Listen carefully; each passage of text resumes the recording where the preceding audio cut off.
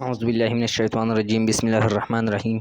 शुरू अल्लाह के नाम से जो बहुत मेहरबान और नहायत रहम करने वाला है। अस्सलामु अलैकुम वरहमतुल्लाहि वबरकातुहू। डियर कोलीग्स, आज हमारा टॉपिक है AHN2 fourth semester unit 1 nursing orthopaedic nursing का फर्स्ट टॉपिक है फ्रैक्चर। आज हम फ्रैक्चर के बारे में बात करेंगे। ये तो ऑब्जेक्टिव है। इसमें ऑब्जेक्टिव में हम डिस्कस करेंगे डिफ़ाइन फ्रैक्चर को, डिफ़ाइन करेंगे, इसके टाइप्स को डिफ़ाइन करेंगे, फिर इसके पैथोफिजियोलॉजी और काजेज़ को डिफ़ाइन करेंगे, डिस्कस करेंगे, और फिर इसके क्लिनिकल मैनिफेस्टेशंस यानी साइन सिम्टम्स को हम डिस्कस करेंगे और कॉम्प्लिकेशंस को डिस्कस करेंगे। Medical, surgical and nursing management of the fracture इसको डिस्कस करेंगे, और होम मैनेजमेंट ऑफ फ्रैक्चर इसको भी डिस्कस करेंगे। सबसे पहले हम फ्रैक्चर को डिफ़ाइन करते हैं कि फ्रैक्चर क्या होता है। A fracture is a break in the continuity of bone and defined according to its type and extent. इसका मतलब यही है कि फ्रैक्चर उसे कहते हैं जब बोन की कंटिन्यूटी में चेंजेस आ जाए, यानी ब्रेक डाउन हो जाए। जब बोन ब्रेक डाउन हो जाए तो इसको हम फ्रैक्चर कहते हैं। Fracture occurs when the bone is subjected to stress greater than it can absorb. इसका मतलब यही है कि ये इस वजह से हो सकता है जब बोन पे प्रेशर यानी फोर्स ज़्यादा हो जाए और वो इतना बर्दाश्त ना कर सके, उसके बर्दाश्त से ज़्यादा प्रेशर उस पर आ जाए, ज़ोर इस पर आ जाए, स्ट्रेस इस पर आ जाए, तो इसकी वजह से क्या होगी, बोन की ब्रेक डाउन होगी यानी फ्रैक्चर होगी। इसके काज क्या है, डायरेक्ट ब्लो है, डायरेक्ट फ्रैक्चर जो आता है, फॉर एग्ज़ाम्पल एक बंदा गिर गया, इसकी वजह से भी आ सकता है। क्रशिंग फोर्सेस भी है, सडन ट्विस्टिंग मोशन इसकी वजह से भी हो सकती है, और मसल कंट्रैक्चर्स की वजह से भी हो सकती है। रिस्क फैक्टर्स इसके क्या है, इसमें सबसे पहले जो है ना, number first very very important जो है ना, ये एज है।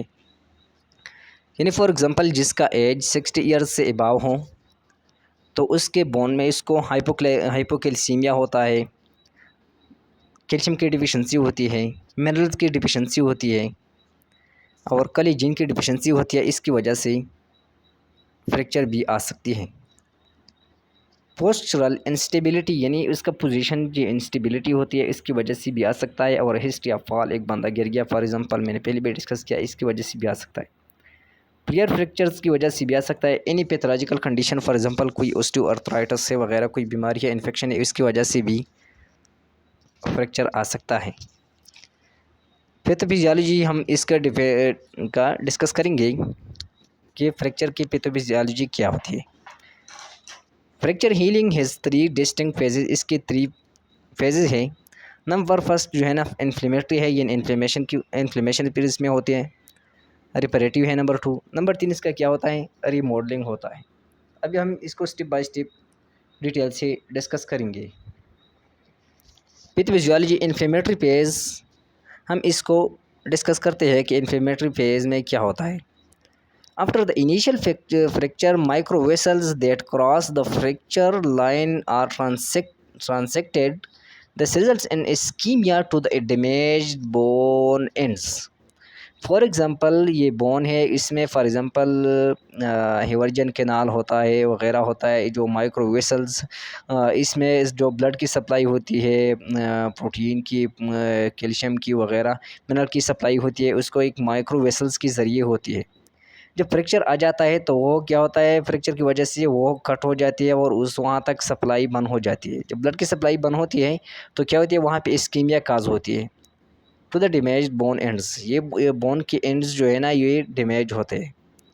डैमेज्ड बोन एंड्स नेक्रोस, ये क्यों नेक्रोस होता है, नेक्रोस मीन्स सेल डेथ होता है वहाँ पर। सेल डेथ इसलिए होता है कि वहाँ पे ऑक्सीजन की सप्लाई फिर बंद हो जाती है, मिनरल की सप्लाई बंद हो जाती है, ब्लड की सप्लाई बंद हो जाती है। which triggers an inflammatory response. Inflammatory phase is brief but creates the tissue environment for the reparative phase. ये reparative phase के लिए टिश्यू को क्रिएट करती है, एक इन्वायरमेंट क्रिएट करती है। Number 2 is reparative phase. अब हम रिपरेटिव फेज को डिस्कस करते हैं। The reparative phase begins with granulation tissue infiltrating the fracture area. Granulation tissue contains cells that secrete and form collagen, cartilage and bones. Granulation tissue इसमें वे कि सबसे पहले डिस्कस किया है कि the reparative phase begins with granulation tissue infiltrating the fracture area. ये granulation वहाँ पे ग्रेनुलोमा बन जाता है और इस ग्रेनुलेशन में क्या होता है, इनफिल्ट्रेटिंग होता है फ्रैक्चर एरिया को। ये ग्रेनुलेशन टिश्यू से होता है। Granulation tissue contains cell that secrete and form collagen. ये ग्रेनुलेशन टिश्यू जो होते हैं ना, ये किस पे मुश्तमिल होता है, इसमें क्या होते हैं, ये इसमें सेल होते हैं। उस सेल्स का फंक्शन क्या होता है, वो सेल्स कोलेजन को सिक्रेट कर देता है और बनाते हैं, और कार्टिलेज को बनाते हैं, और बोन। इसका काम है कोलेजन को सिक्रेट करना, और कोलेजन, कार्टिलेज एंड बोन इसको बनाना है। These form the callus. जब भी हमारे साथ ये सेल्स कोलेजन, कार्टिलेज और बोन को बना देते हैं तो इससे एक कैलस बन जाता है। कैलस क्या होता है, which eventually surrounds the fracture ends of the bone. यानी जहाँ पर भी फ्रैक्चर आ जाता है तो उसके सराउंड पे कैलस बन जाता है। Callus is responsible for stabilising the fracture bone ends. Callus की रिस्पॉन्सिबिलिटी ये है कि ये जब फ्रैक्चर आ जाता है इस बोन के एंड्स को क्या करना है, इसको स्टेबलाइज करते हैं। As the fracture heals the callus become mineralised and very dense. जब फ्रैक्चर इसका हीलिंग होता है तो कैलस एक मिनरलाइज्ड बन जाता है और वेरी डेंस होता है। The necrotic edges of the fracture fragments are attacked by osteoclast which resorb bone। फिर जब ये नेक्रोटिक एजेस जो होते हैं ना, इसमें सेल डेथ हो चुका है ऑफ द फ्रैक्चर फ्रेगमेंट्स, ये किसके साथ ये अटैक करते हैं, ऑस्टियोक्लास्ट पे अटैक करता है और क्या होता है, बोन का रिजॉर्प्शन करता है, यानी बोन वापस बना देता है। रीमॉडलिंग फेज़ के बारे में हम अभी बात करते हैं। Remodelling is the final phase of bone healing. ये फाइनल फेज़ होता है जब बोन के हीलिंग होता है। The bone gradually regains its original shape, contour and strength. Bone वापस अपने ओरिजिनल शेप, कंटोर और स्ट्रेंथ पोजीशन में आता है। Remodelling often last years. ये सालों में रीमॉडलिंग इसको होता है। Callus is resorbed, new bone laid down by osteoblasts. ये कैलस रिजॉर्ब होता है और न्यू बोन जो है ना, लेट डाउन बाय ओस्टियोब्लास्ट की तरफ जाता है। ओस्टियोब्लास्ट की वजह से इसका रिजॉर्प्शन होता है। The trabecula linear densities easily seen on normal bone are the end result of the physiologic process that remodels bone and provides maximum strength in the relation to the amount of bone used। यानी ये ट्रिबेकुला जो होता है ना, ये linear densities easily scene अन normal bone, ये एक normal bone में इजीली नज़र आते हैं। इस तरह के नर्व हमारे होते हैं, कैपिलरीज होते हैं, नज़र आते हैं, इस तरह के ये भी नज़र आते हैं। Are the end result of the physiologic process that remodels bone. यानी ये बोन जब रीमॉडल होता है, ये बन जाता है तो इजीली हमें नज़र आते हैं। And provides maximum strength in relation to the amount of bone used. ये मैक्सिमम स्ट्रेंथ प्रोवाइड करते हैं किसको, बोन को, in relation to the amount of bone used. ये बोन जितना भी इस्तेमाल होता है उसके मुताबिक ये उसको एक मैक्सिमम स्ट्रेंथ प्रोवाइड करते हैं। फर्स्ट वीक में हमारे साथ क्या होता है, हेमाटोमा बन जाता है। Haematoma mean collection of blood और इन्फ्लेमेशन होता है। Inflammation mean it is a process of infection to any form of injury. Week 2 to 3 weeks में सॉफ्ट कैलस बन जाता है। सॉफ्ट कैलस मीन यहाँ पे जो नज़र आता है, मैंने पहले भी आपको डिस्कस किया कि ये किसकी वजह से होता है। ये जब फ्रैक्चर आ जाता है तो दोनों एंड्स के दरमियान के एजेस पे बन जाता है। इसका क्या होता है, इसको ये रीमॉडलिंग, ये कैलस ये बोन की रीमॉडलिंग के लिए रिस्पॉन्सिबल होता है। फिर इसके बाद हार्ड कैलस बन जाता है 4 to 16 वीक्स में। इसके बाद 16 weeks and beyond more 16 weeks इससे अबाव में क्या होता है, रीमॉडलिंग होता है।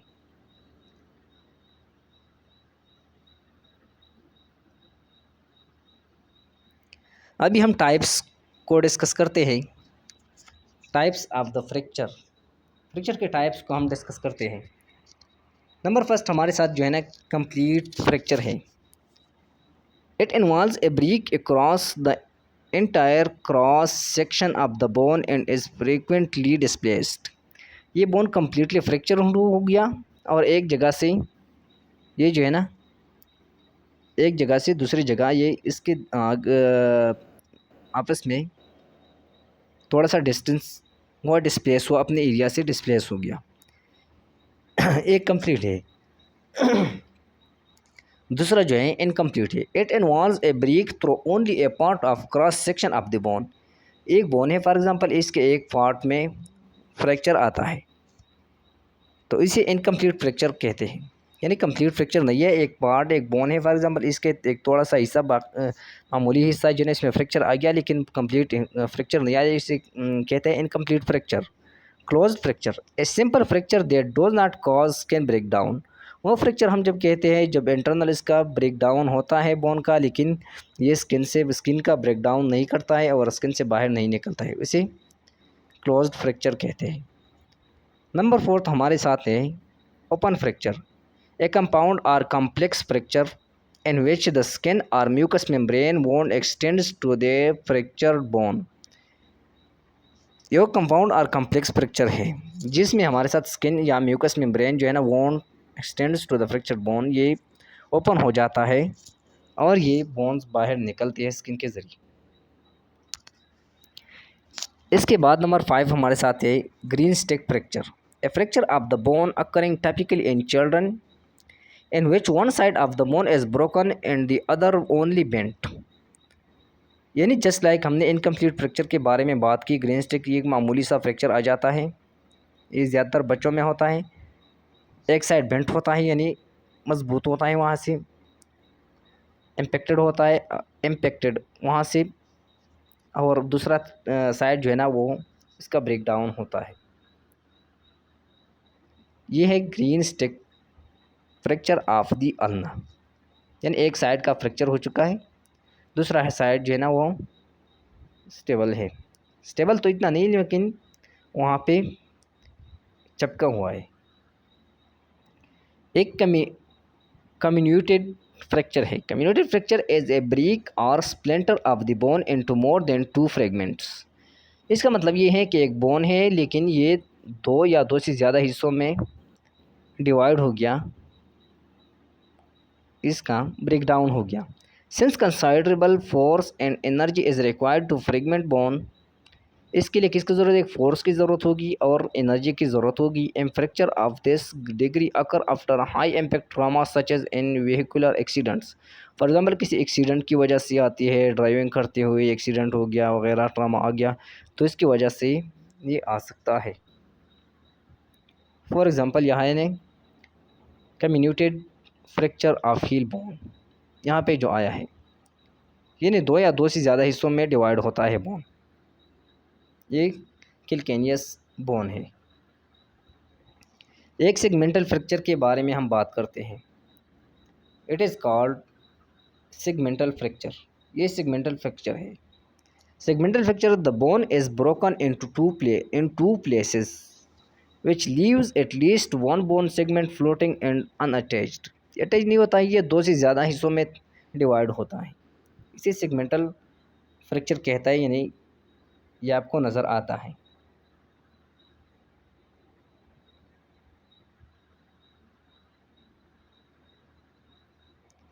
इसके बाद हमारे साथ जो है ना स्पायरल फ्रैक्चर है।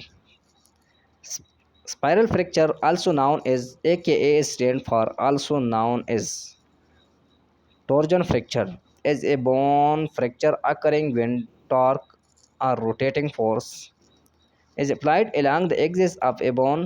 Spiral fractures often occur when the body is in motion while one extremity is planted. For example ये हमारे साथ जो है ना स्पायरल फ्रैक्चर है, यानी स्प्रिंग लाइक फ्रैक्चर है, रोटेशन की वजह से एक हिस्सा एक तरफ से रोटेट हो जाता है और दूसरा हिस्सा दूसरी तरफ को रोटेट होता है। इस रोटेशन की वजह से ये स्पायरल फ्रैक्चर आ सकता है। एक पैथोलॉजिकल फ्रैक्चर होता है, यानी किसी डिजीज़ की वजह से हो।